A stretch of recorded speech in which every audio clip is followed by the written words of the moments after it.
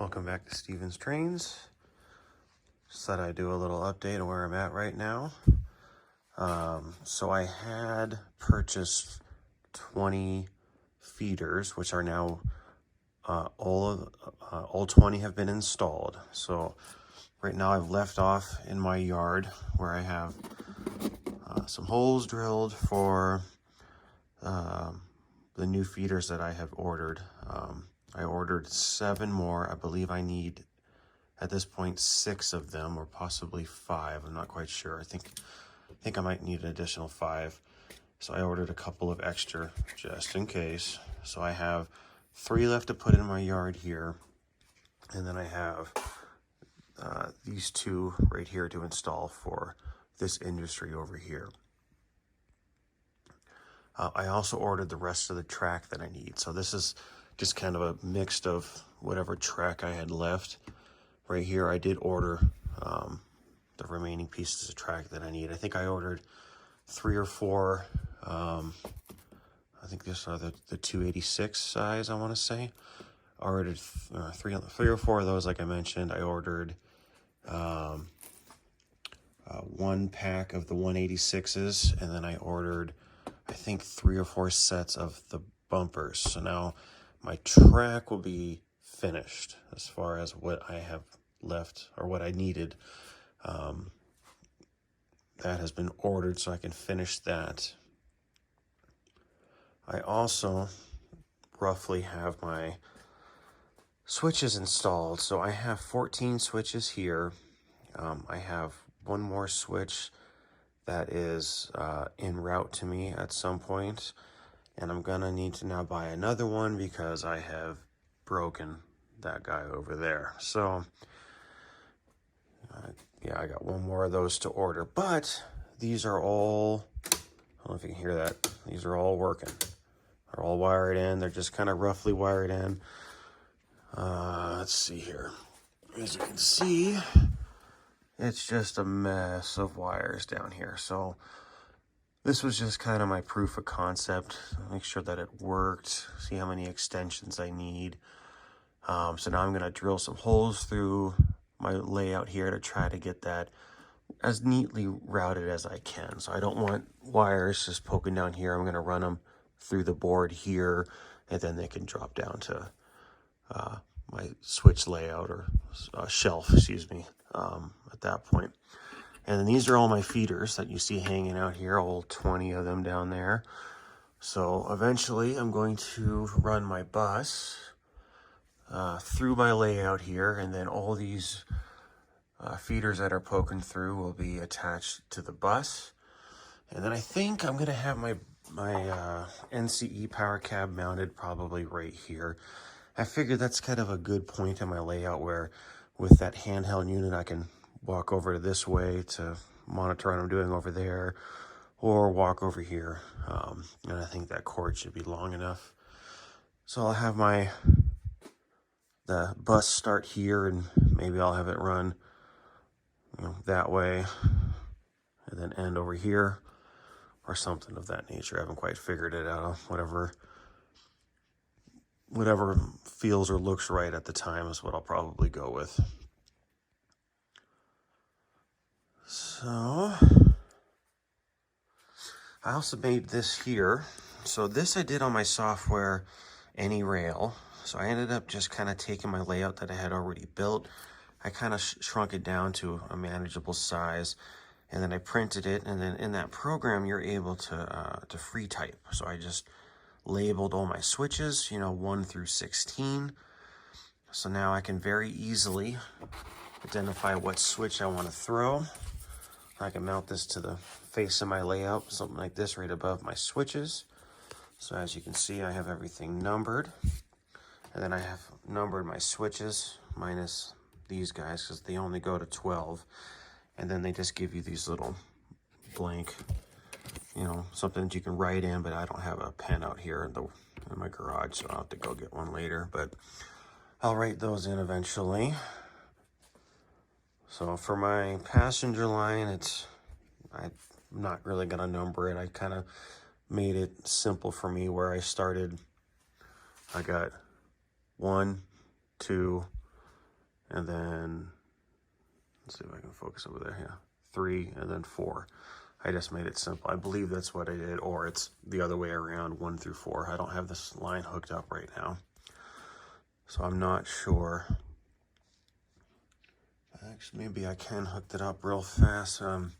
So now that I have 4 feeders on my passenger line, I know I mentioned that I would do a video on that. So why don't I get that set up real fast and I'll show you, because I did notice a noticeable difference running this passenger engine, having 4 feeders hooked up as opposed to 2. I felt there really wasn't any of the speeding up and the slowing down. It was just very nice, consistent power. So let me get that set up real fast and I'll show you guys. All right, so I got this set up here, so I'll just show you guys real fast. This engine running.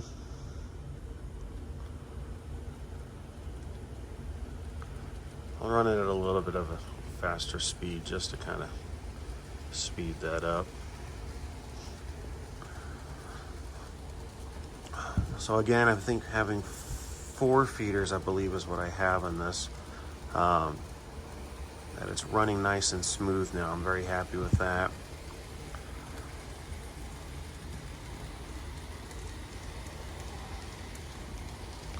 So I think definitely 2 is not enough on this line, but I think 4 is going to do it just fine.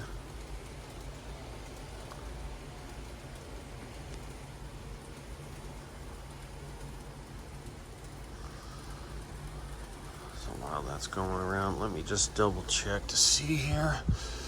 Yeah, so I have my splitter right there. So it looks like I do have 1 extra port. So I could, in theory, add a 5th feeder if I wanted to.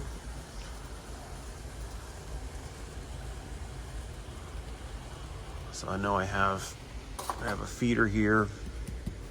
I have a feeder right back over there. And let's see, I don't know if I have a feeder in right here. No, so what I could do is I could drop in another feeder. Maybe I could pull this guy out right there and put a feeder there if I wanted to make that number 5. I could do that, especially since I have the extenders here. So I ordered a couple extra, and I don't think I was actually going to need them, but if I put in that 5th feeder, I will definitely need at least 1, maybe 2 of them. So I also ordered 2 packs, so 40 insulated joiners, as I am going to insulate the majority of the switches. So my yard here, or any area where I have a switch that's back to back, I'm not going to insulate this joint here, but I will insulate it here. So I'm going to do that with all of my switches. As you can see, I already have it done here. That one's insulated. Let's see where else. I got to insulate this one, but this one is insulated. That one's insulated. So I have that left to do. Go ahead and stop this back at the station. So I got to trim that expandable foam that I put in over there, get that trimmed down. That way I can eventually do the scenery on it.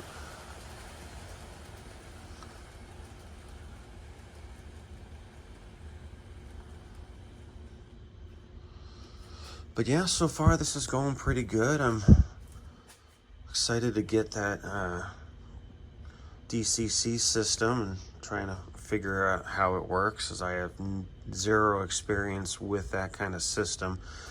I've never even seen anybody use it besides, watching on YouTube. So I know growing up, my dad had a huge HO layout. I believe his setup was 12 feet deep by 23 feet wide. That was back in the late 80s, early 90s. So his system was DC. I think DCC may have come out around that time, potentially, if I recall correctly. But his system was DC, operating with a whole bunch of different block sections or whatnot. So that's the only trained experience I have, minus doing this here now. So, but I was a kid then. But, you know, this is coming along, and I appreciate all your tips and advice you guys have given me and kind of pushing me into this DCC world. So I'm excited for that, like I had mentioned. So I know for as far as some future videos, what I plan to do, I'll do a video of me wiring, putting the bus in and wiring up the DCC and hopefully firing that up for the first time. I don't have any DCC equipped engines at this time. So what I'm going to do is I know I have my two, what are they, the SD70s, I believe, if memory serves me correct, my two freight engines, and then my, what is that one? That is this guy right here.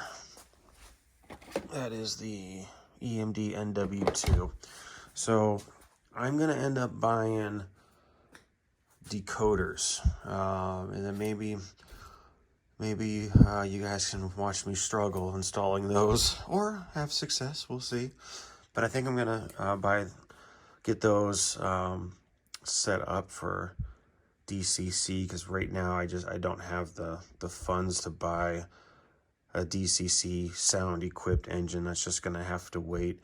So I'll work on getting those three equipped with DCC, get the power cab unit, and get that up and running. So that'll be some future videos that I'll have coming.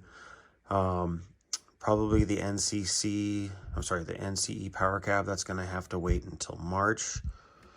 So that'll be budgeted, you know, the next month. So, but I did, I want to say the decoders I'm planning on getting, I think they're the ICE or something of that nature. I'll have to double check, but I can get back to you guys on that one. I heard some good things about those decoders. I know, I believe his name is Steve Brown. He redid his layout, I want to say maybe a year or so ago, and he has just a 2% grade with a little bit of increase after that, and he was having some trouble with his Digitrax decoders. And he was also running Kato engines similar to mine. And like I mentioned, he was having problems with the hills with the Digitrax decoders. And since my layout, I have a relatively steep 4% incline, maybe I'll just go ahead and go for that. I believe it's the ICE, I'll double check, but that series of decoders that he had installed in his engines that handled that kind of his mild grade fairly well. So hopefully my more extreme grade will work well with those particular decoders. So if any of you have any experience with that knowledge or whatnot, please share. Because I have heard that the Digitrax are good decoders, and I haven't heard too much about the NCE decoders. But yeah, let me know your guys' thought on that. I'd appreciate the feedback. But yeah, so like I mentioned, I'll put out some videos once I get those decoders. You can see me work on those, maybe give me some tips and tricks. But anyway, as always, thank you for watching. I appreciate you guys' help. Have a good one.